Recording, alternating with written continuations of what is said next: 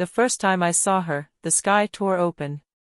Not with fire or lightning, but with a silent, shimmering rip that made my blood freeze. From that wound in reality, she emerged. The alien queen.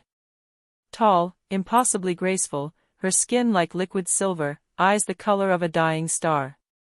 And she looked at me, directly at me, as if she had been searching across galaxies just to find my face. I froze. Everyone around me screamed, ran, or hid. But not her. She stepped forward, and the world fell quiet. Time itself seemed to hesitate.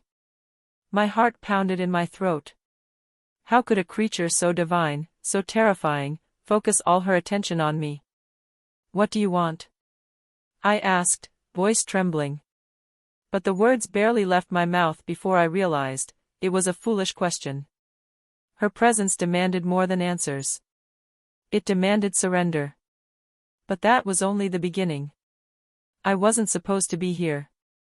The spaceport was restricted, classified. Humanity had been in secret contact with her civilization for months, negotiating an uneasy truce, and somehow, I had wandered into the wrong corridor at the wrong time. Yet here I stood, staring into the eyes of the queen herself, and she smiled. A tilt of her head. A quiet, knowing smile that made my knees weak. Then came the unthinkable. She spoke, her voice like music made of shadows. "You, human. Step forward." Every instinct screamed at me to run. My rational mind catalogued all the ways this could end badly. But my legs moved. They always do, even when you don't want them to. And before I even realized what I was doing, my mouth moved. Words escaped, frantic, confused, and utterly reckless. I will serve you. I pledge myself. Silence. The air thickened, like the universe itself was holding its breath. And then, in a moment of absolute absurdity, I added, I propose to you.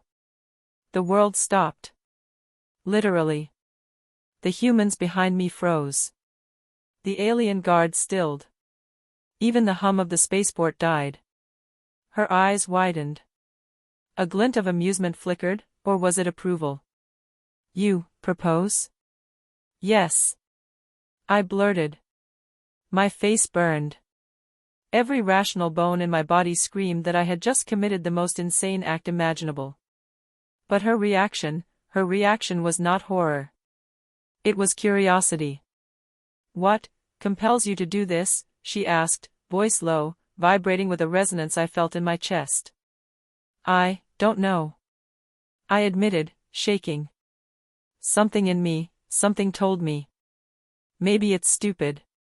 Maybe it's crazy. But I can't explain it.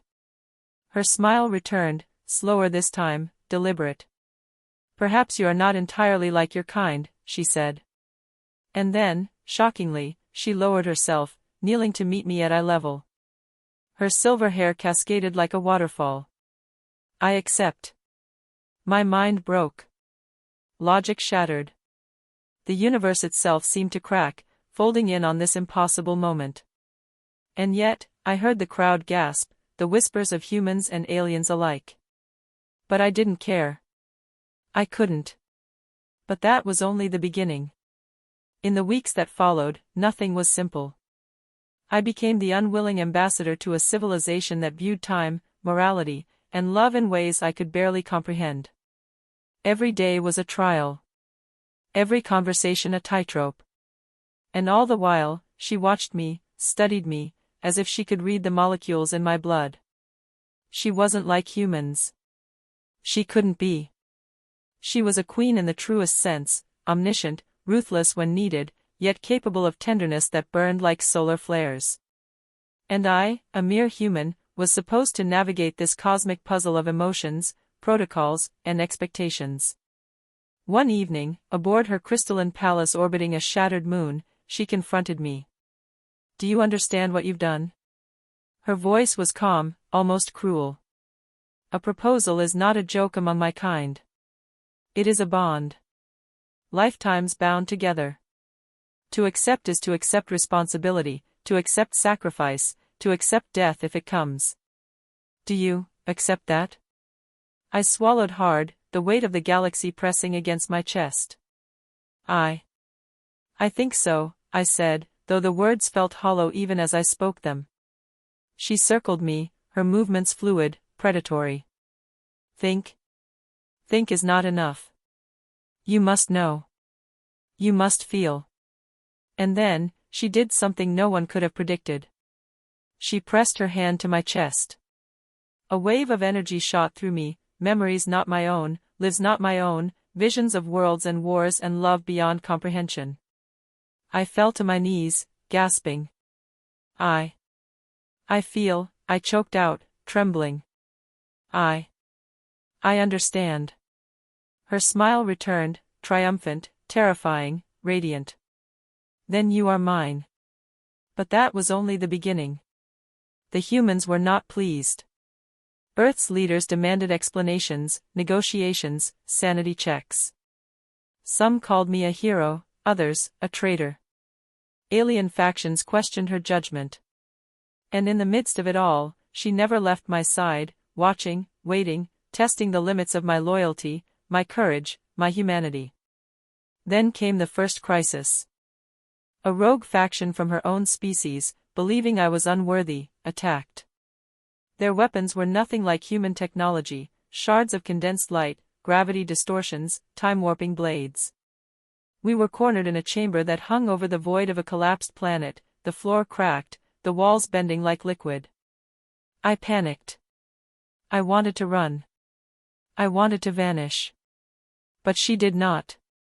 She stood before me, a silver shield against annihilation, her form glowing with an intensity that burned through my fear.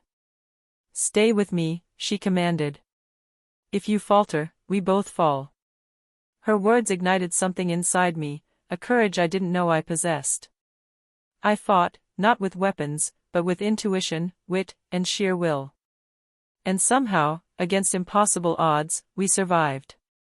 Afterward, in the quiet of the aftermath, she looked at me, weary but unbroken. You surprised me, human, she whispered. Not just by surviving, but by choosing to stay. Tears blurred my vision. I didn't choose you. I didn't know how not to.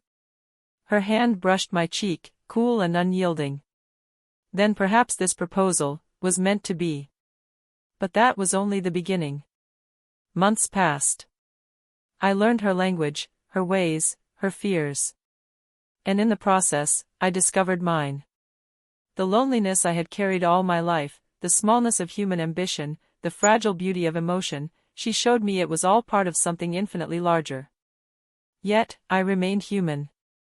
I stumbled. I doubted. I argued. And she endured. Then came the revelation. Hidden in the depths of her archives, I found the truth. She had not come to conquer Earth. She had come to find someone who could challenge her, who could teach her to feel. And somehow, impossibly, I had been that person.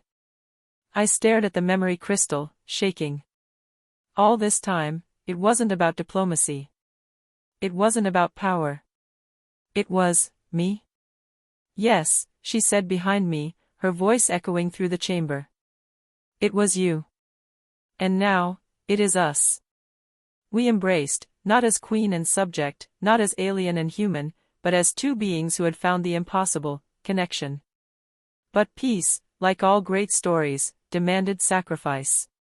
Her species required a bond ceremony, one that would entwine our minds, our lifespans, our very essence. Many would call it dangerous. Some, irreversible. And perhaps it was. But as I held her hands, feeling the pulse of her being mingle with my own, I realized, some risks are worth taking. The ceremony was magnificent, terrifying, beautiful beyond words. Light cascaded in impossible patterns, space itself bending around us. Pain and joy collided, memories merged, and for a moment, the universe seemed to dissolve, leaving only us, only the bond, only the truth of what we had chosen. When it was over, I collapsed to the floor, gasping, exhausted. She knelt beside me, brushing silver strands from my face. "You are more than I imagined," she whispered. "And you," I said, trembling, "are more than I could ever hope to hold." Her laugh, soft and melodic, filled the chamber. "Then let us hope the universe can bear it." Outside, the stars shimmered differently, as if acknowledging the impossibility that had just occurred. Humans and aliens alike would speculate for centuries about the day a human proposed to the alien queen, and the day she accepted. But in that moment, none of it mattered. There was only us, suspended between worlds, between logic and emotion, between fear and love. And I realized, with a clarity that terrified and thrilled me, that life had just begun, not my life, not hers, but ours. The universe would never be the same. And neither would I. But most importantly, I knew one truth above all: sometimes, the impossible is simply waiting for someone foolish, or brave, enough to say yes.